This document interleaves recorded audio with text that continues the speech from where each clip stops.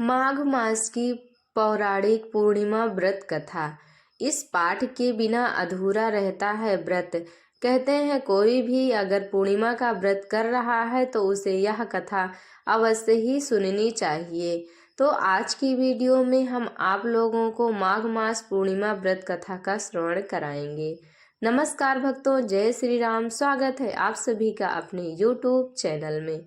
माघ पूर्णिमा का बाकी पूर्णिमाओं की तरह विशेष महत्व होता है। जैसे हर महीने में पूर्णिमा आती है, वैसे माघ महीने में भी पूर्णिमा आती है। माघ महीने की पूर्णिमा का एक अलग ही महत्व होता है। इस व्रत को करने से व्यक्ति की सभी मनोकामनाएं पूरी होती हैं। माघ पूर्णिमा पर इस पौराणिक कथा का पाठ जरूर करना चाहिए। इसके बिना माघ पूर्णिमा का व्रत अधूरा माना जाता है। तो आइए भक्तों, आज की वीडियो में हम आप लोगों को पूर्णिमा की पौराणिक व्रत कथा का श्रवण कराते हैं। बिना देरी किए हुए वीडियो को आगे बढ़ाते हैं और व्रत कथा की ओर बढ़ते हैं। वीडियो को बिना स्किप किए हुए और बिना कट किए पूरी कथा को ध्यान पूर्वक सुनना, तभी आप लोगों को इस कथा का पूरा फल मिलेगा। तो चलिए अब व्रत कथा की शुरुआत करते हैं। माघ मास पूर्णिमा व्रत कथा। माघ पूर्णिमा की पौराणिक कथा के अनुसार एक नगर में धनेश्वर नाम का एक ब्राह्मण रहता था। उसकी पत्नी का नाम रूपवती था, जो कि बहुत ही पतिव्रता और सर्वगुण संपन्न थी।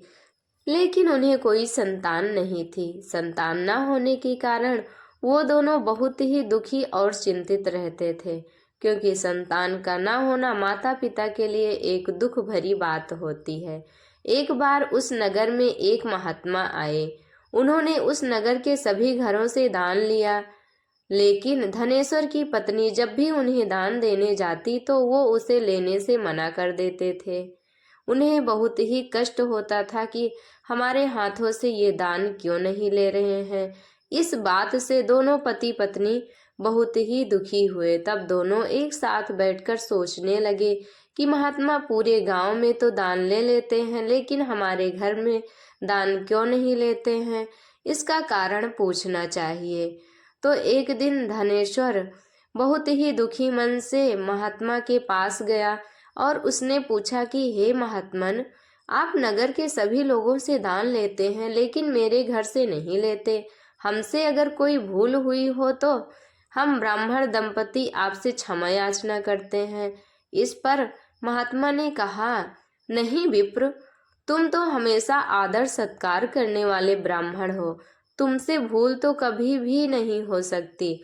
महात्मा की बात सुनकर धनेश्वर हाथ जोड़कर बोला, हे मुनिवर, फिर आखिर क्या कारण है, कृपया हमें उससे अवगत कराएं।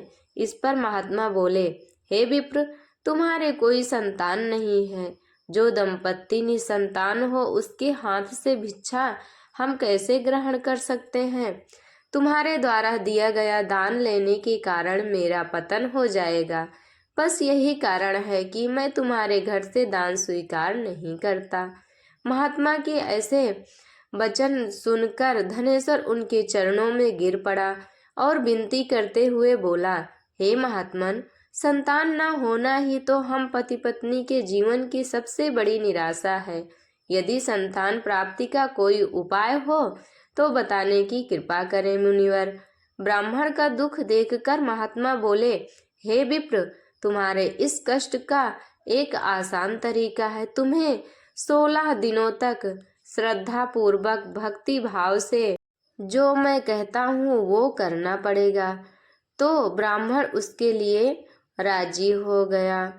तो उस महात्मा ने उन्हें बताया कि आपको भक्ति भाव से 16 दिनों तक श्रद्धा पूर्वक काली माता की पूजा कर उन्हें प्रसन्न करना होगा, तो उनकी कृपा से अवश्य तुम्हें संतान की प्राप्ति होगी।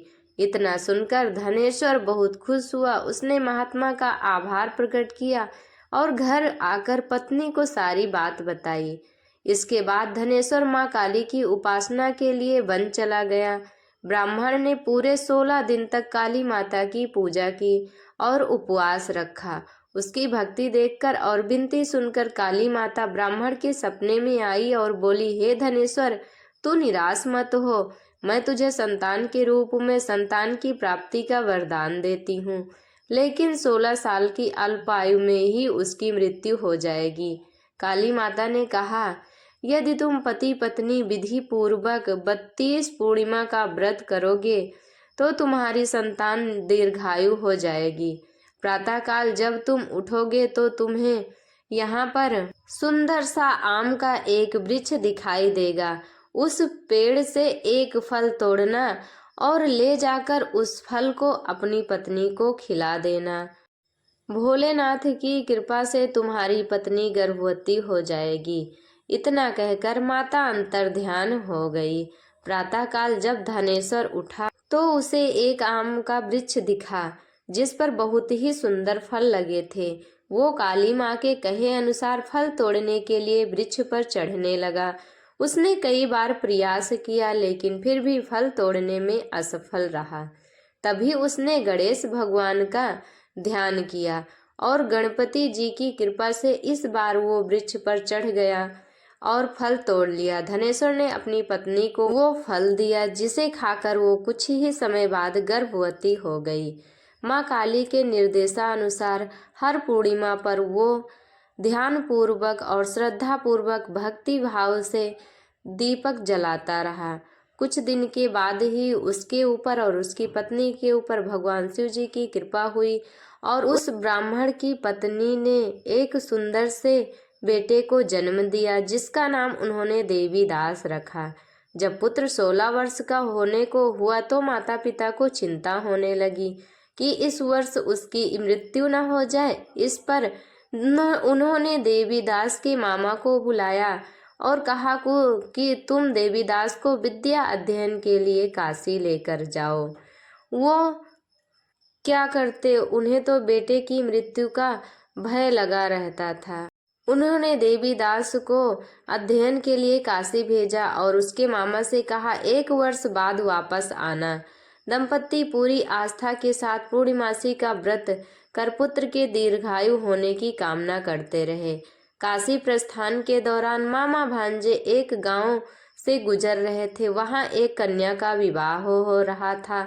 विवाह होने से पूर्व ही उसका वर अंधा हो गया। तभी वर के पिता ने देवीदास को देखा और मामा से कहा, तुम अपना भांजा कुछ समय के लिए हमारे पास दे दो, विवाह संपन्न हो जाए उसके बाद ले जाना। ये सुनकर मामा ने कहा, यदि मेरा भांजा ये विवाह करेगा तो कन्यादान में मिले धन आदि पर हमारा अधिकार होगा। वर के पिता ने मामा की बात स्वीकार कर ली और देवीदास के साथ कन्या का विवाह संपन्न करा दिया।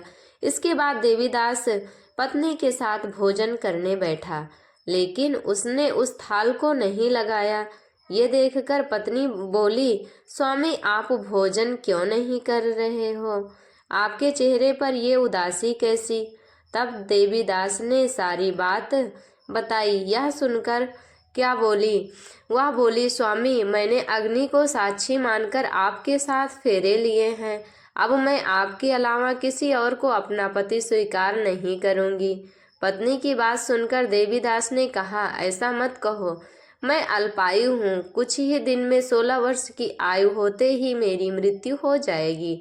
इस पर उसकी पत्नी ने कहा कि स्वामी आप जो भी मेरे भाग्य में हो लिखा होगा वो उसे स्वीकार है, वो हमें स्वीकार है। देवीदास ने उसे बहुत समझाने की कोशिश की लेकिन वो नहीं मानी। तो देवीदास ने उसे एक अंगूठी दी और कहा, मैं काशी जा रहा हूँ, लेकिन तुम मेरा हाल जानने के लिए एक पुष्प वाटिका तैयार करो। उसमें भांति भांति के पुष्प लगाओ और उन्हें जल से सींचती रहो। यदि वाटिका हरी भरी रहे, पुष्प खिले रहें तो समझना कि मैं जीवित हूँ, और जब ये वाटिका सूख जाए तो मान लेना कि मेरी मृत्यु हो चुकी है। इतना कहकर देवीदास काशी चला गया। अगले दिन जब कन्या ने दूसरे वर को देखा तो बोली, ये मेरा पति नहीं है, मेरा पति काशी पढ़ने गया है। यदि इसके साथ मेरा विवाह हुआ है तो बताएं कि रात्रि में मेरे और इसके बीच क्या बातें हुई थी और इसने मुझे क्या दिया था। ये सुनकर वह बोला, मुझे नहीं पता, और पिता पुत्र वहां से वापस चले गए। उधर एक दिन प्रातःकाल एक सर्प देवीदास को डसने के लिए आया, लेकिन उसके माता पिता द्वारा किए जाने वाले पूर्णिमा व्रत के प्रभाव के कारण वो उसे नहीं डस पाया। इसके बाद काल स्वयं वहां आए और उसके शरीर से प्राण निकालने लगे। देवीदास बेहोश होकर गिर पड़ा। तभी वहां माता पार्वती और शिव जी आए। देवीदास को बेहोश देखकर देवी पार्वती बोली, हे स्वामी, देवीदास की माता ने 32 पूर्णिमा का व्रत रखा था। उसके फलस्वरूप कृपया आप इसे जीवन दान दीजिए। माता पार्वती की बात सुनकर भगवान शिव ने देवीदास को पुनः जीवित कर दिया। इधर देवीदास की पत्नी ने देखा कि पुष्प वाटिका में एक भी फूल नहीं रहा। वो जान गई कि उसके पति की मृत्यु हो चुकी है और रोने लगी। तभी उसने देखा कि वाटिका फिर से हरी भरी हो गई है। ये देखकर वो बहुत प्रसन्न हुई। उसे पता चल गया कि हमारा पति जीवित हो चुका है, उसे प्राण दान मिल चुका है, क्योंकि उसने कहा था कि जब भी तक ये वाटिका हरी भरी रहेगी मैं जीवित रहूंगा। जैसे ही देवीदास 16 वर्ष का हुआ, मामा भांजा काशी से वापस चल पड़े और रास्ते में वो दान पुण्य करते गए, ब्राह्मणों को भोजन कराते गए। और रास्ते में जब वो कन्या के घर गए तो उसने देवीदास को पहचान लिया और बहुत ही प्रसन्न हुई। और अब तीनों काशी की ओर बढ़ने लगे। रास्ते में दान पुण्य करते हुए वो लोग अपने घर की ओर चलने लगे। वो लोग खुशी खुशी जाने लगे। इधर उसके माता पिता दुख में डूबे हुए थे, कहीं हमारे बेटे की मृत्यु तो नहीं हो गई। वो दोनों बिना कुछ खाए पिए अपने बेटे का इंतजार कर रहे थे।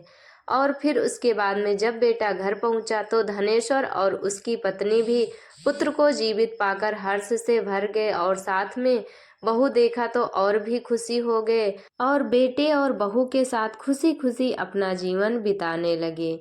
उनका पूरा परिवार खुश रहने लगा।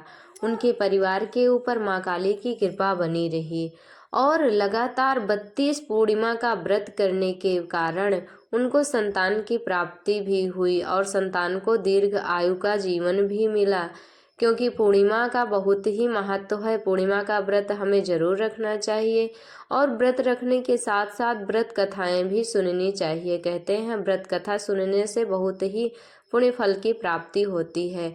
भगवान भोलेनाथ और माता पार्वती की कृपा बनी रही और उसके साथ साथ माता काली के आशीर्वाद के कारण उस बच्चे को फिर से जीवन दान मिला और वह ब्राह्मण परिवार खुशी खुशी सुखी से अपना जीवन बिताने लगा।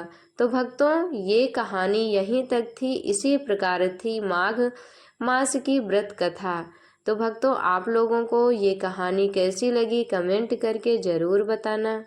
कमेंट्स में जय भोलेनाथ या फिर जय माँ काली ज़रूर लिखना। हमारी वीडियो अच्छी लगी हो तो लाइक कर देना। अगर आप चैनल पर नए हैं तो चैनल को सब्सक्राइब कर लेना, बेल आइकन को प्रेस कर देना ताकि हमारी वीडियो का हर नया नोटिफिकेशन सबसे पहले आप लोगों तक पहुंचे।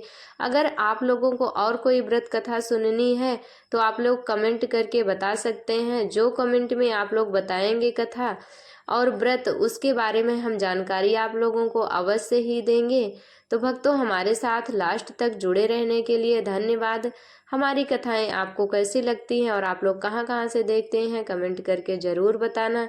चलिए अब चलते हैं, मिलेंगे अगली वीडियो में और नई व्रत कथा उपाय विधि के साथ। तब तक के लिए हमारे साथ प्रेम से बोलिए जय भोलेनाथ, जय माता पार्वती और साथ में माँ काली का आशीर्वाद सभी भक्तों पर बना रहे। भोलेनाथ और माता पार्वती का आशीर्वाद सभी भक्तों पर बना रहे। इसी मनोकामना के साथ हमारे साथ बोलिए हर हर महादेव और साथ में काली माई का भी जयकारा लगाइए। हमारे साथ प्रेम से बोलिए जय माँ काली।